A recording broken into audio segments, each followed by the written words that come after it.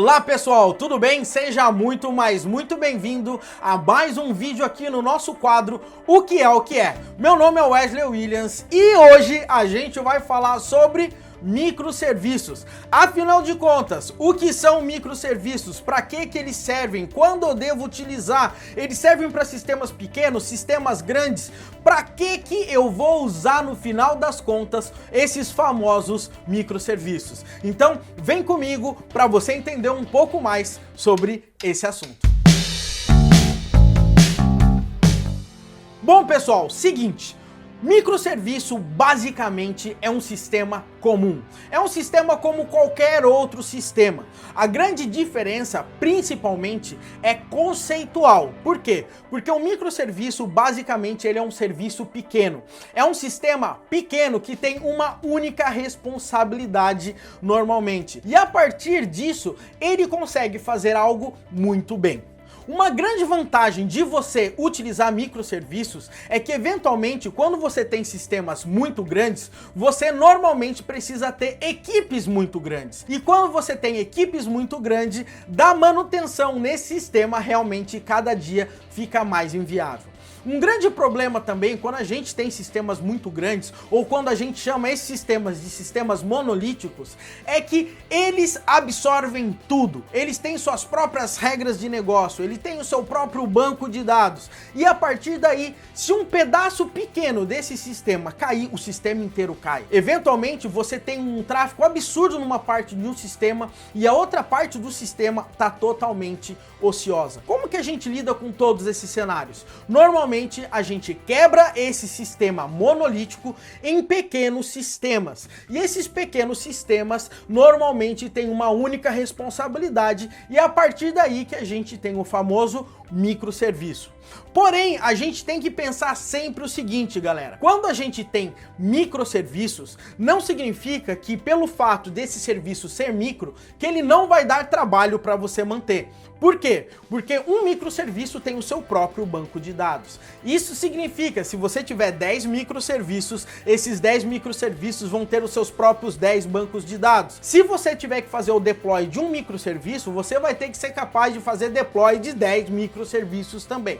Um ponto bem interessante, que é bem vantajoso você trabalhar com microserviços no final das contas, é que você consegue aplicar responsabilidades extremamente específicas para cada parte do sistema. E eventualmente, quando uma parte desse sistema cai, as outras partes também ainda estão rodando de pé. Isso aí facilita muito para você distribuir a sua equipe e para você conseguir também distribuir o risco da sua aplicação, principalmente quando ela for crítica. Mas nada são flores no mundo dos microserviços. Apesar de parecer tudo muito vantajoso e tudo muito glamuroso, afinal das contas, falar que você trabalha e que você acabou de criar um microserviço é bem mais legal do que falar que você fez aquele sistemão e fez o upload, alguns pontos têm que ser bem frisados aí. Por quê?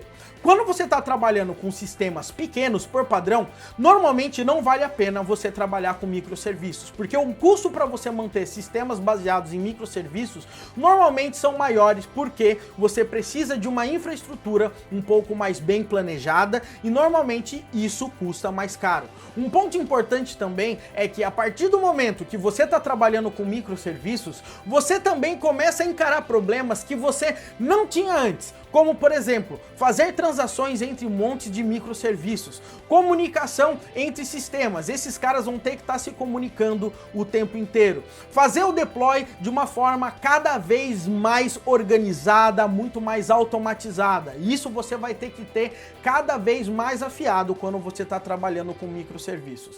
De forma geral, quando você trabalha com microserviços hoje, é quando você começa a sentir a necessidade que um sistema monolítico tem de ser quebrado em diversas partes, fundamentalmente porque tá dando trabalho para manter, tá dando um trabalho ali para a equipe manter essa parada no ar, tá difícil de escalar, tá ficando mais caro escalar esses sistemas. De qualquer forma, essa é uma decisão estratégica que você deve ter aí com a sua equipe, com o seu CTO, antes de você colocar a mão na massa e sair quebrando sistemas em microserviços. Porque você tem que lembrar, ao invés de você administrar um sistema grandão, você vai administrar diversos sistemas pequenos e eventualmente, para fazer deploy e algumas manutenções, o trabalho é o mesmo.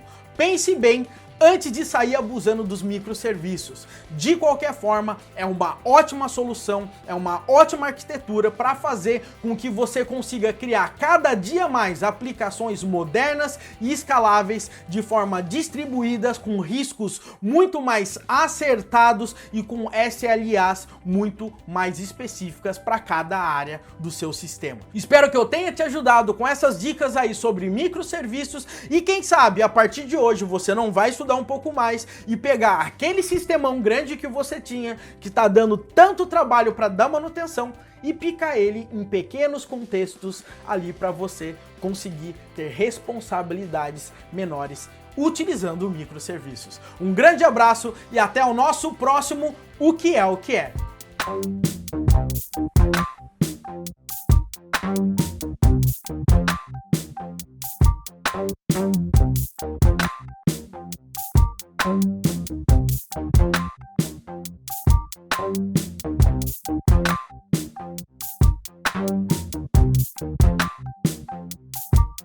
Thank you.